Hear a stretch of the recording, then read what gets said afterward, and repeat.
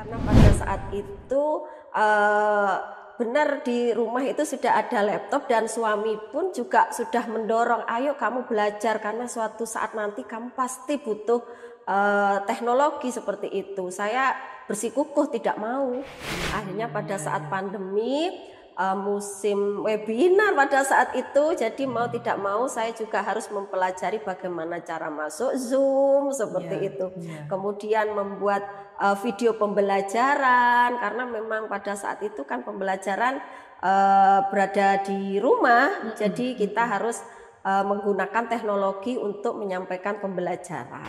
Kebetulan televisi putar itu awalnya saya mendapat materi memang pada saat kuliah seperti itu, tapi secara sederhana terbuat dari kardus. Nah, kemudian saya mencoba untuk membuat dari kardus yang ukurannya lumayan besar. Jadi saya buat di kelas seperti itu. Iya, enggak nyangka kapan yang syuting. Gagah, berempati, berani, menginspirasi. Guru Gembira, Guru Gembira.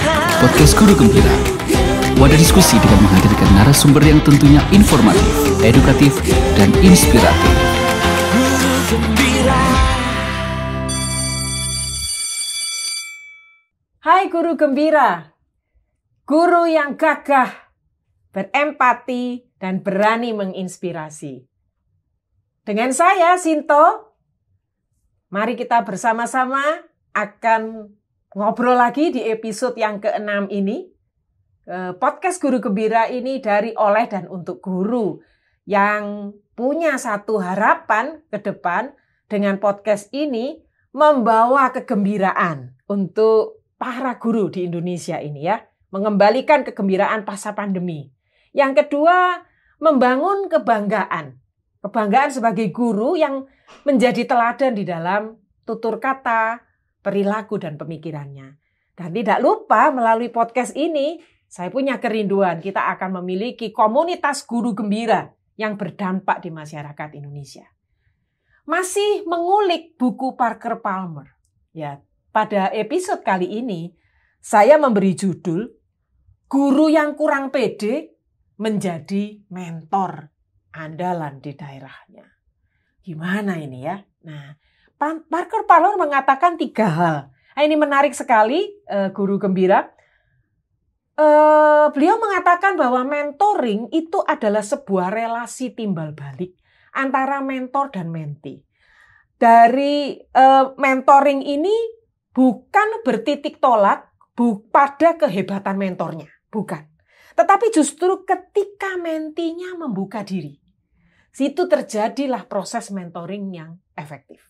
Ya, itu yang pertama. Yang kedua, Parker Palmer mengatakan dalam proses mentoring itu terjadi saling memberdayakan.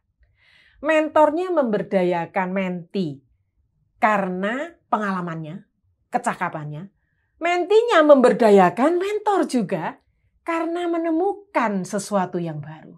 Nah, dan ini masing-masing akan saling menguatkan jati dirinya dan percaya diri, baik mentor maupun mentee. Ya, menarik sekali. Dan yang ketiga, dikatakan bahwa akan ada satu masa ketika mentee itu mengalami satu dorongan, dia kok mendapat terus ya, nggak pernah memberi ya. Nah, ketika dia memberi itulah dia sudah tidak lagi menjadi mentee, tetapi dia juga menjadi mentor. Nah, tidak berpanjang kata, mari kita lihat dulu nih ke layar siapa tamu kita, tamu istimewa kita di episode yang ke-6. Mari kita lihat. Ya, ini namanya Ibu Yeri Dwi Wulandari. Guru TK Islam Terpadu Nurul Hidayah Sampang, Madura. Ya, kita lihat next.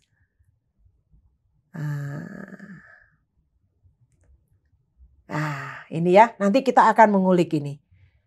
Guru Bu Yeri ini awalnya tidak pede ya. Setiap hari hanya rutin saja mengajar ya, tidak berani berbicara di depan orang-orang yang banyak dan memiliki kelemahan di bidang teknologi ya. Tapi justru melalui sistem di sekolahnya, nah ini saya sebutkan di situ, sistem mentoring di sekolahnya, dorongan macam-macam ini ya, harus masuk di ini, menjadi pengurus di sini, mengikuti berbagai pelatihan. Akhirnya Ibu Yeri ini mulai keluar. Nah ini ya, dari dorongan ini. Ini bersama-sama dengan tim. Nah ini kepala sekolah dan seluruh tim dari TK IT Nurul Hidayah. Ya, mari nanti kita akan mengulik lebih lanjut ini. Nah, pengiliman pendidikan dan organisasinya. Bu Yeri ini S1 dari PG PAUD Universitas Terbuka, S2-nya Pendidikan Bahasa Indonesia Unitomo. Organisasinya berkat dorongan yang intensif tadi dari kepala sekolah. Nah ini ya dia menjadi pengurus di berbagai. Dan yang paling akhir ini adalah calon guru penggerak. Ya sedang dijalani. Ya nanti kita akan ngobrol ya. Nah ini saya bersih dari menti menjadi mentor. Ya, halo Ibu Yeri. Ya, apa kabar Ibu? Halo juga Ibu Sinto, alhamdulillah kabar baik Ibu Sinto. Iya, senang sekali ya Bu. Secara tidak disengaja kita bertemu lewat Instagram. Iya, ya. Benar. Dan saya sangat bersyukur bisa berkenalan dengan Ibu ya. Perjalanan yang luar biasa. Saya menyiapkan ini sambil berdebar-debar. Wah, ini nanti kalau bertemu seperti apa ya. Iya. Bu tadi sudah ditayangkan ya. Ibu ini mengajar mulai 2004 ya. Iya. Nah, tapi sebelum kita ngobrol, saya pengen ngajak Ibu minum dulu. Kita ini panas Bu ya, siang-siang. Mari kita nikmati ini es guru gembira Bu ya. Es guru gembira ini ada filosofinya guru di sini ya. Jadi dengan es ini mau menunjukkan biarlah guru itu memberikan yang manis, mencontohkan yang manis seperti sirup ya. Lalu menyejukkan hati gitu ya. Ada esnya, sejuk gitu ya. Tetapi harus punya bobot. Nggak asal saja gitu ya. Nggak asal gelundung istilahnya orang Jawa bilang. Harus berbobot seperti santan Bu ya. Dan yang paling akhir sebagai tanaman ini dari mulai daun, batang, bijinya itu digunakan oleh semua orang. Selasih. Nah biarlah guru itu juga begitu. Dia akan punya integritas berdampak di masyarakat. Dan ditambahkan oleh tamu kita yang sebelumnya di episode 4, selasih itu selaras dalam kasih. Wah, jadi mari kita nikmati Bu. Nah, Ibu belum pernah coba nanti bagaimana komennya, ya Bu.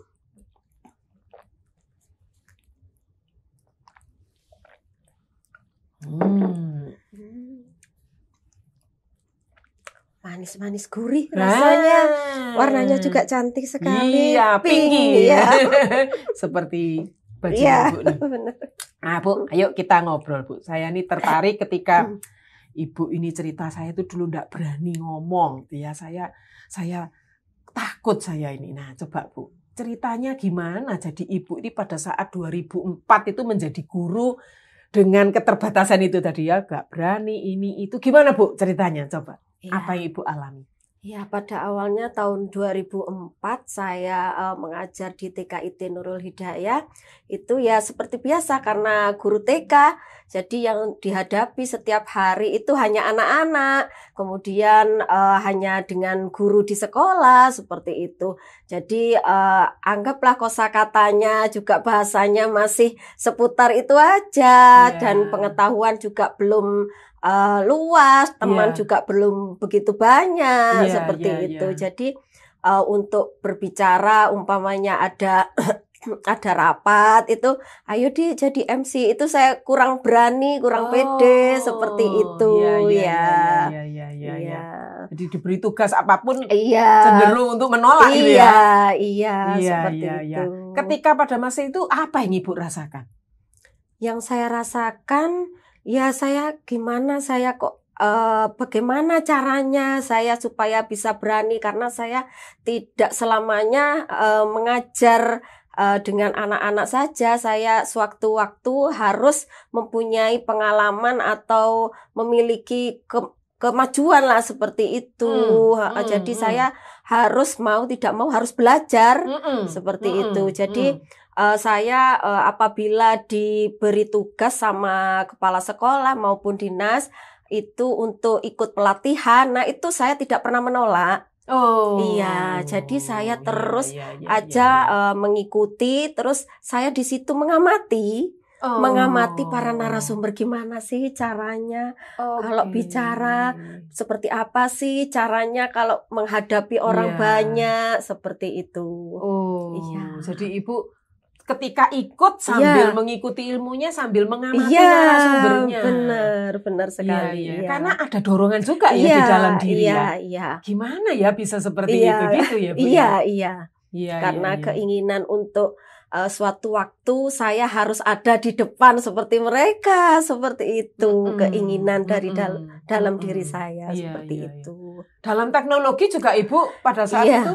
Benar sekali. Pada saat itu tahun 2004 kan masih belum guru masih belum banyak menggunakan teknologi, terutama di TK seperti itu ya, jenjang TK. Jadi saya untuk teknologi paling bisanya cuma HP seperti itu. Iya, jadi teknologi mulai saya pelajari itu sekitar malah saat pandemi. Iya. Pada saat pandemi itu saya mendalami teknologi seperti itu. Iya. Bahkan Ibu sempat bercerita ya, yang lalu itu bahwa ada satu kondisi yang membuat Ibu mau nggak mau nih cari orang gitu ya. Nah, itu gimana itu Bu? Iya, benar sekali, karena pada saat itu benar di rumah itu sudah ada laptop dan suami pun juga sudah mendorong, ayo kamu belajar karena suatu saat nanti kamu pasti butuh teknologi seperti itu. Saya bersikukuh tidak mau. Nggak mau, karena di TK kan buat apa seperti itu, buat apa, kan cuma kalau buat RPP itu cukup ditulis tangan seperti itu. Akhirnya pada saat pandemi, musim webinar pada saat itu, jadi mau tidak mau saya juga harus mempelajari bagaimana cara masuk Zoom seperti itu. Kemudian membuat video pembelajaran, karena memang pada saat itu kan pembelajaran berada di rumah, jadi kita harus menggunakan teknologi untuk menyampaikan pembelajaran seperti itu. Jadi mau tidak mau saya harus tetap belajar tentang teknologi. Dan pada saat itu karena memang saya butuh seorang pengajar gitu ya, jadi saya ada adik dari teman saya itu suruh datang ke rumah, setiap hari selama 3 minggu. Setiap hari selama 3 minggu untuk mengajari saya untuk membuka laptop pada saat itu. Membuka dan mengetik di laptop. Jadi benar-benar mulai nol. Iya, mulai nol. Belajar dengan anak muda. Iya, benar sekali. Luar biasa. Iya. Pada saat itu ada rasa takut, malu, begitu nggak Bu? Iya, jelas. Gitu ya? Jelas kalau malu, iya. Karena kenapa baru sekarang saya belajar teknologi seperti itu. Iya. 3 minggu, akhirnya Ibu bisa membuat sebuah proses pengajaran yang beda ya, dengan menggunakan laptop ya. Iya, benar sekali. Gimana rasanya setelah Ibu bisa membuat satu yang karya pertama itu? Gimana Bu? Iya, senang sekali. Kebetulan pada saat itu saya waktu membuat tesis. Jadi tahun 2013 baru saya belajar secara intens belajar laptop seperti itu. Jadi setelah saya bisa membuat tesis dengan ketikan saya sendiri, itu rasanya bangga luar biasa. Seperti itu, ya. Iya. Terus PD-nya muncul ini ya Bu ya. Iya. Mulai itu. Jadi kalau dilihat tadi terus ada dorongan dari kepala sekolah ini Bu. Iya. Wah, luar biasa ya. Jadi diminta mengikuti pelatihan, itu hanya Ibu saja atau semua guru? Semua harus ada? Ya, sebenarnya semua secara bergantian. Namun kadang ada beberapa teman yang menemui kendala, jadi saya yang diutus untuk berangkat mengikuti pelatihan seperti itu. Karena saya memang tidak pernah menolak gitu, karena saya ada keinginan besar untuk selalu belajar dan mendapatkan ilmu-ilmu baru. Itu kuncinya ya. Tidak pernah menolak ya, dan selalu semangat untuk melihat hal yang baru. Nah, Benar, nampaknya benar. itu yang akhirnya Ibu bisa bertemu dengan banyak orang-orang yang Benar bisa sekali, menjadi iya. bekal untuk perkembangannya ya. Luar biasa benar ya. sekali. Nah, sekarang kita kepingin tahu ini dari kerja kerasnya Ibu ini, mari kita lihat di layar ini. Lah, ini yang membuat saya waktu itu cari dan DM Ibu di Instagram. Siapa ya Ibu ini ya? Guru berprestasi tingkat nasional pada saat itu juara 2 ya Bu ya? Iya. Yang juara 1 yang ini. Yang di sini. Iya, Oh, ini yang Ibu cerita dari Jawa Barat. Jawa Barat Iya. ya. Kalau yang ini Itu dari Kalimantan. dari Kalimantan Iya. ya. Dan ini memulainya dari regional dulu ya, Bu. Iya. Nah, setelah itu coba kita lihat slide berikutnya. Nah, Ibu ketika menang itu bukan cuma sudah menang selesai. Ya. Tapi Ibu terapkan ini. Iya. Iya. Ah, Iya. Luar diterapkan. biasa ya. Diterapkannya cuma di sekolah Ibu saja atau juga di sekolah yang lain? Selama ini masih di sekolah sekolah saya. Iya. Tidak menutup kemungkinan ke Iya, sekolah yang lain ya. iya. Nah, ini di sini Guru Gembira kita lihat bahwa tulisan ini ya, ada ini karyanya ini, tingkatkan literasi anak melalui alat peraga edukasi televisi putar. Nah, sekali lagi televisi putar ini adalah karya dari Ibu Yeri yang memenangkan Guru Berprestasi 2019 ya Bu ya. Nah, nggak main-main juga nih Ibu ini, luar biasa nih ya. Televisi putar bergoyang versus joyful learning. Nah, ini juga yang dikarang oleh Ibu Yeri ya. Buku-bukunya ini sudah diterbitkan ya. Nah, menggapai kesuksesan bersama Pelangi Kreasi PAUD ya. Nah, ini hobinya Bu Yeri juga menulis komik seri binatang. Wah, ini ya. Nih, ya. Menulis buku cerita. Lalu kalau Guru Gembira mau lihat ada beberapa action kelasnya ya, kelas tindakan ya istilahnya yang di YouTube ya. Itu dilakukan, direkam sendiri ya, luar biasa. Dan juga menjadi narasumber di berbagai kelompok yang lain sampai sekarang nih tentunya ya, ada buku-bukunya yang lain. Ini menarik ini. Cupi si Cupang. Ya ini ikan ya? Iya. Oh ya, ini juga dibuat dikarang oleh Ibu Yeri. Nah Bu, cerita Bu, saya pengen tahu nih, gimana itu ketika mulai awalnya kok jadi ikut lomba, kok berani? Itu gimana Bu? Iya, pertama karena tahun 2019 itu kan saya sudah anggaplah sudah memiliki bekal yang cukup untuk menjadi guru seperti itu. Kemudian sudah ikut pelatihan, sudah sering dikirim ikut workshop seperti itu.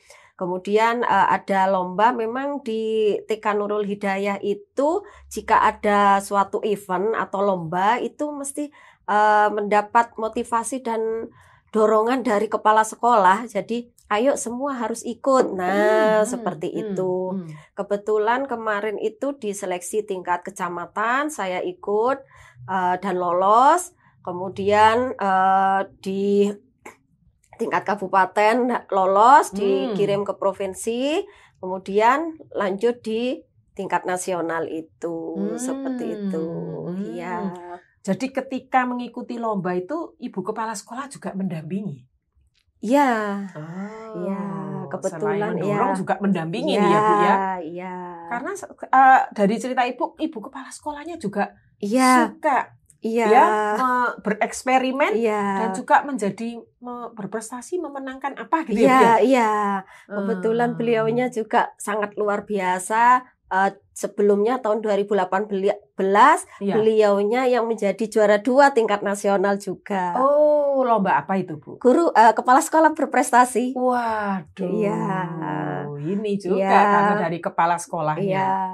Iya. Iya. Boleh cerita sedikit Bu, yang karyanya Ibu ini televisi putar itu Bu. Ya, itu pada saat itu gimana kok tahu-tahu timbul ide seperti itu?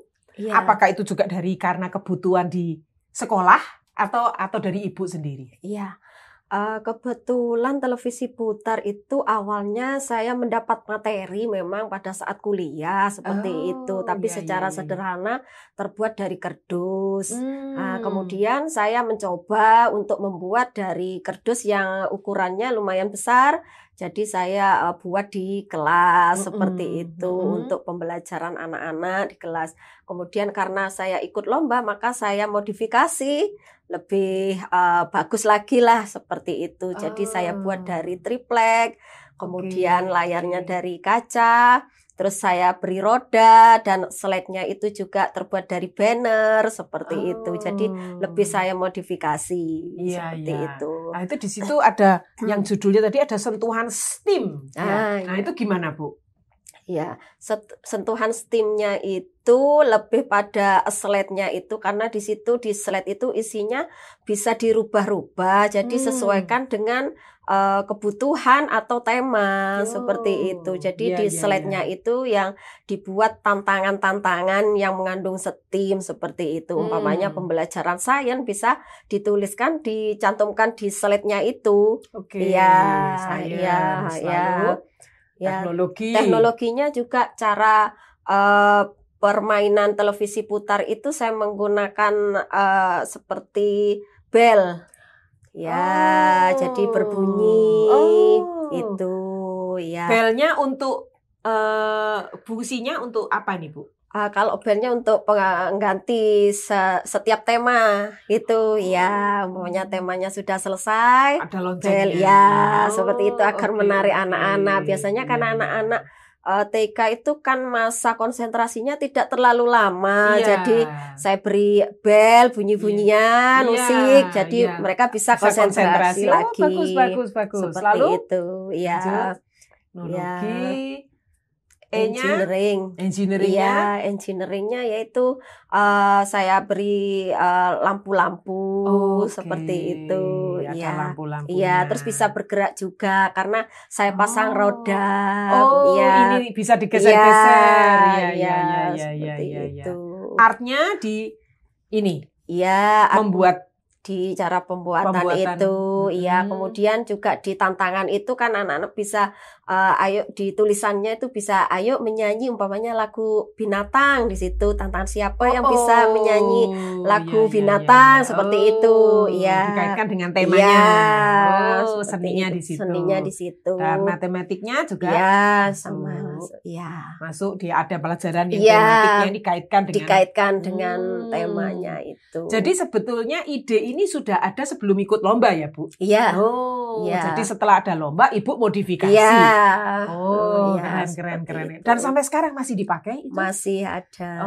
Iya. Mari kita ikuti Guru Gembira ini sekedar cuplikan dari video dari televisi putar. Mari kita lihat. APE televisi putar alat peraga bisa digunakan pada semua tema. Cara pembuatannya sangat gampang. Apabila ibu-ibu memiliki kardus bekas, bisa dibuat APE televisi putar seperti ini, dan slide-nya pun juga bisa diganti gambarnya. Oke, silakan mencoba. Itu suara Ibu ya? Ya, menarik sekali ya karya itu. Nah, kalau begitu Bu, dari perjalanan Ibu sampai di titik itu, siapa orang yang paling berperan mendorong Ibu sampai keluar dari zona nyaman itu? Siapa, Bu? Ya, ada beberapa yang berperan ya. Salah satunya Ibu Kepala Sekolah. Iya, yang luar ini biasa. Yang paling utama yang sudah mendorong saya, yang memotivasi seperti itu. Kemudian beliau juga menjadi panutan lah, teladan bagi saya seperti itu. Kemudian yang kedua mungkin dari keluarga saya. Dari keluarga. Ini nanti kita bicara nanti ya, Bu ya, keluarga. Nah, kalau Ibu Kepala Sekolah ini berarti Ibu melihat sosoknya dia sebagai mentor itu apa yang membuat klop sama Ibu? Yang membuat cocok nih apa, Bu? Ya, karena beliau selalu memberi motivasi lah seperti itu kepada semua guru-gurunya seperti itu, memberi motivasi jika guru-gurunya ada umpamanya ada webinar atau pelatihan, ayo ikut semua seperti itu. Itu ya, motivasinya, dorongannya dorongan kepada semua guru. Dan terlibat ketika sedang berproses juga mendampingi. Mari kita lihat ini Ibu Kepala Sekolah ini juga mau bicara nih. Ini mentor. Ya, ini ya Ibu Dewi. Ya. Assalamualaikum warahmatullahi wabarakatuh. Saya RR Dewi Trisna, Kepala TKIP Nurul Hidayah Sampang, Madura, Jawa Timur. Guru kami ada 35. Oh, 35. Dan Ustazah Yeri adalah salah satu guru saya yang pada tahun 2019 menjadi juara 2 guru prestasi tingkat nasional.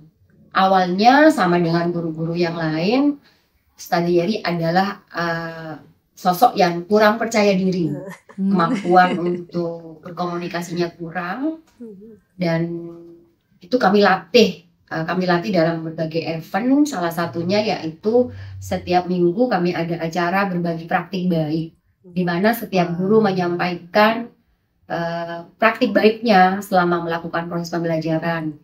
Ada program evaluasi, guru kemudian melaporkan kendala yang dihadapi dan merancang untuk 1 minggu ke depan hal-hal baik yang akan dilakukan. Kemudian hal ini juga kami bentuk dari kompetisi yang kami adakan internal di Nurul Hidayah. 1 tahun, 1 orang guru wajib membuat hasil karya, baik itu buku, lagu, alat pembelajaran, cerita, dan lain-lain yang wajib kemudian dipublikasikan di depan teman-teman dan dilombakan. Hal ini yang memupuk kemudian rasa percaya diri teman-teman dan keinginan untuk selalu berinovasi. Terima kasih. Assalamualaikum warahmatullahi wabarakatuh. Waalaikumsalam. Wah, luar biasa ya. Berarti memang di sekolahnya itu ada kegiatan itu ya? Iya. Setiap minggu sharing praktik baik. Iya. Lalu harus menelurkan karya 1 tahun 1 kali. 1 kali, iya. Terus dipresentasikan, Iya. diikutkan lomba. Iya. Waduh lah ini ya. Iya. Ini kuncinya berarti gurunya hebat-hebat ini ya. Sampai sekolahnya bisa berkembang luar biasa ya. Iya.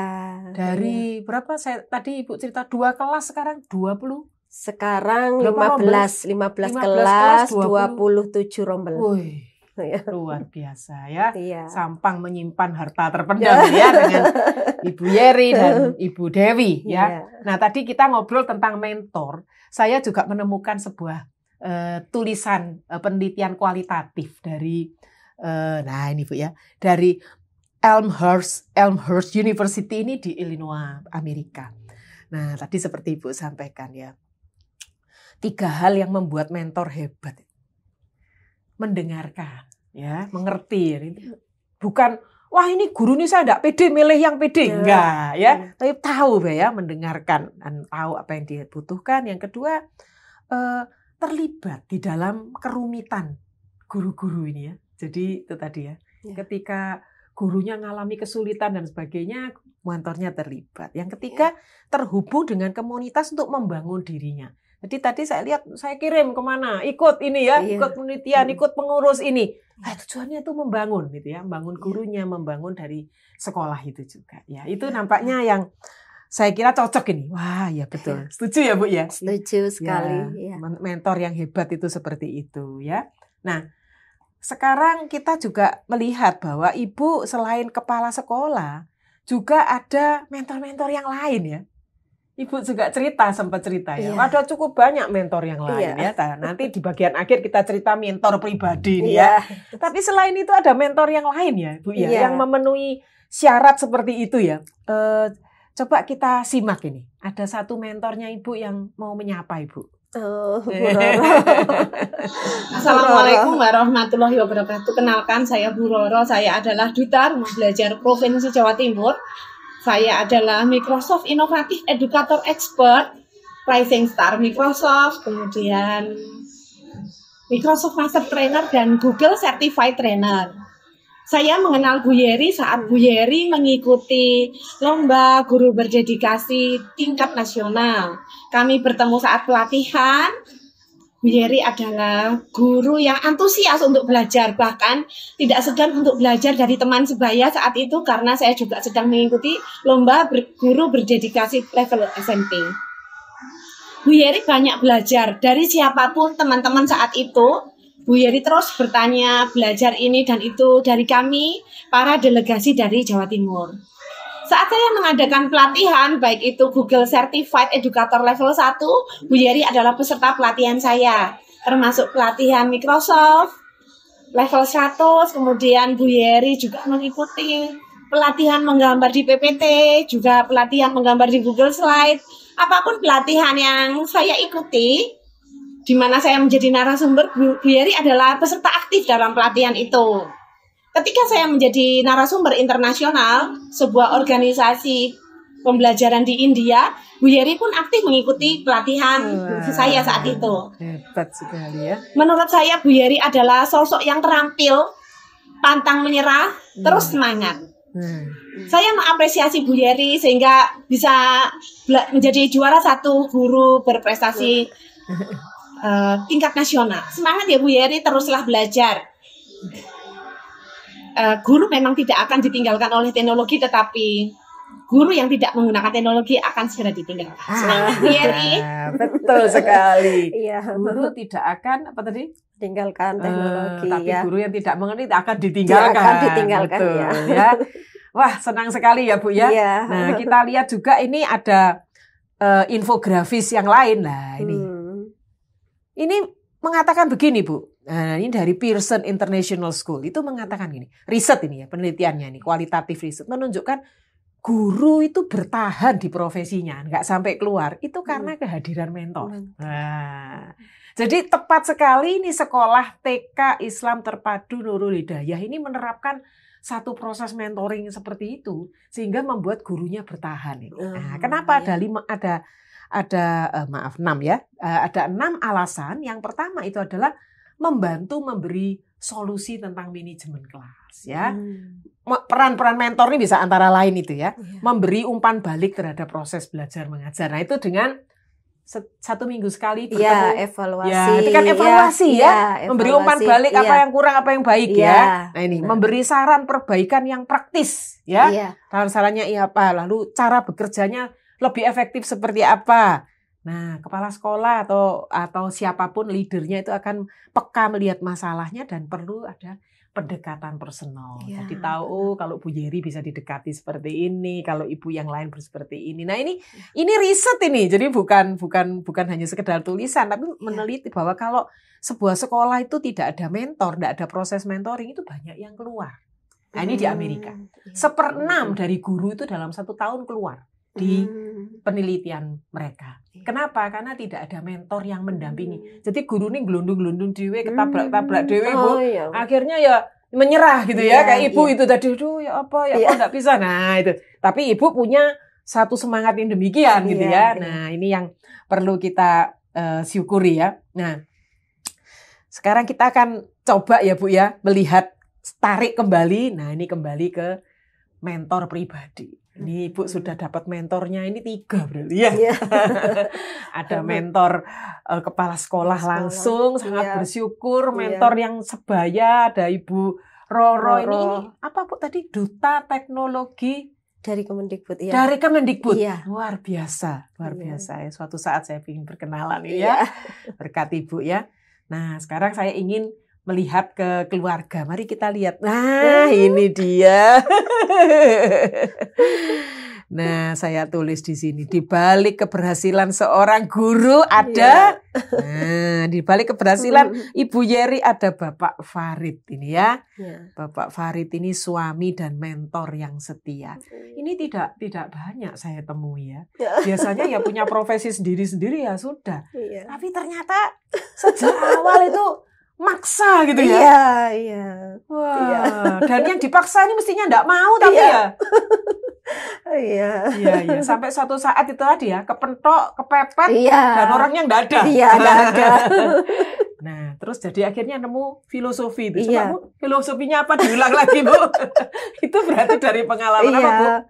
Iya, filosofi saya itu apa yang bisa saya kerjakanlah sendiri, jangan bergantung dengan orang lain seperti itu. Kemudian bekerja dengan ikhlas dan bersabarlah seperti itu. Sampai menemukan filosofi itu karena mengalami sendiri. Ketika dalam keadaan terpepet, Iya. nggak ada orang. Nggak ada Dia orang, iya. harus berjuang. Iya, bagaimanapun caranya. Iya. Iya. Ya, ini Bapak Farid ini saya sempat ngobrol ini luar biasa nih. Pemikirannya untuk pendidikan sangat mendukung sekali, padahal beliau bukan guru ya. Bu? Iya, benar. Ya. Ini ketemunya di mana dulu Bu? Kok bisa sampai pas klop gitu ya? Waduh, gimana Bu? Ketemunya itu malah dikenalkan dengan teman, seperti itu. Akhirnya ya hanya melalui WA gitu aja. Terus 1 minggu melalui WA, akhirnya kepengen ketemu, ya sudah akhirnya ketemu gitu. Iya. Dan sampai sekarang Iya, mendukung ya Bu ya. alhamdulillah, iya. Dia yang semua. juga mensupport jika ada kesulitan saya di bidang IT. Iya. Kadang juga ada tugas, juga beliau banyak membantu seperti itu. Oh. Iya.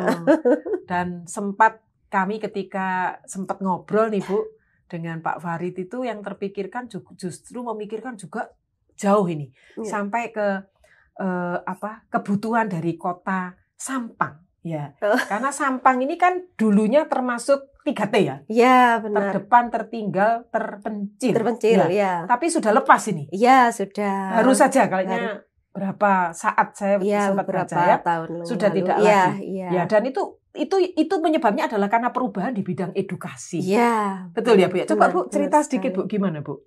Ya. Sampang ini. Sampang tahun 2019 itu gurunya juga dikirim itu karena Sampang merupakan daerah 3T. Jadi yang bersama saya berangkat ke nasional itu ada beberapa guru yang dari daerah 3T itu. Seperti itu. Oh, waktu yang ke ini. Iya, 2019. Iya, karena ada memang beberapa. ada kalau saya dikirim guru berprestasi, kalau rekan saya yang 5 orang itu guru berdedikasi. Karena Sampang termasuk daerah 3T. Oke. Ya, Baik, seperti itu. Oh, Ya. jadi ini peran aktif yang dari pendidikan seperti ini yang mendorong Sampang ini bisa berangkat, ya, tidak lagi menjadi 3T, 3T, ya. Wah, ya. bangga ya Bu ya. Baiklah, mari kita ikuti nih. Mentor setia ini juga ingin menyapa Ibu ini. Oh gitu. Halo, perkenalkan nama saya Farid, suami dari Yari Dwi Wulandari, seorang pengajar di TKIT Nurul Hidayah Sampang. Yari sendiri mempunyai karakter yang ingin tahunya sangat tinggi, khususnya di dunia pendidikan. Sehingga kami sebagai keluarga dekatnya harus selalu mensupport dan mendorong apapun kegiatan yang bersifat positif, khususnya tentang masalah pendidikan. Harapan dari kami adalah supaya Yari nanti mendapatkan ilmu di luar sana dan dapat digunakan untuk kebaikan anak didiknya di Kota Sampang. Seringkali Yari mengikuti seminar ataupun pelatihan yang sifatnya mendadak, pemberitahuan dari pihak sekolahnya, dan kami tetap mendorong dia untuk terus mengikuti, meskipun itu sifatnya berhari-hari ataupun berminggu, kami tetap mensupport. Selain itu kami juga mengajarkan Yari untuk mempelajari dunia teknologi, khususnya komputer. Awalnya dia memang menolak karena tidak ada gunanya. Kami hanya seorang guru TK, tapi kami tetap mensupport pada Yari. Sehingga alhamdulillah ketika tahun 2013 Yari mulai mau belajar komputer dan akhirnya berguna bagi Yari, khususnya pada saat-saat dia mengikuti guru penggerak. Nextnya harapan dari kami adalah semangatlah belajar, semangatlah untuk memajukan pendidikan khususnya di Kota Sampang, sehingga dunia pendidikan di Sampang tidak kalah dengan kota-kota lainnya, dan tetap bersemangat.